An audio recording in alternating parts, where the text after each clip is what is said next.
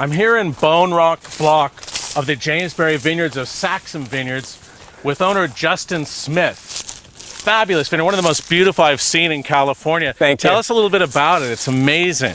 My parents originally planted this vineyard in 1980-81. So I grew up here as a kid, helping my parents run around in these fields here. We're in the western part of Paso Robles. We're about 10 miles off of the Pacific Ocean here in the Santa Lucia mountain range, right smack in the middle of California. But tell me, how do you get that style and character of your wine, where you get the richness, the full California fruit, but at the same time minerality, spiciness? Well, I think there's two big factors involved there.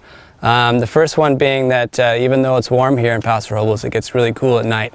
So we often have 40 degrees, sometimes 50 of diurnal fluctuation in between the heat of the day and how cold it gets at night. So that kind of preserves the acidity. And number two is these soils that we're on. These fractured calcareous shale, a lot of limestone in it. So really high pH in the soil seems to make a wine with a low pH.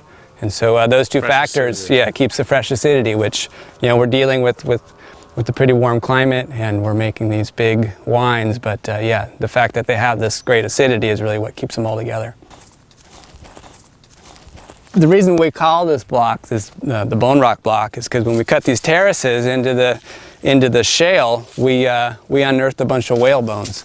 So 15 million years ago, this was the bottom of the sea, and so there's a bunch of fossils here. But it was unique in that we found these bones here. So this is a vertebra from a whale, and you can see the striations in the rock here is where it used to be the that's bottom of the why ocean. your wines have such great backbone.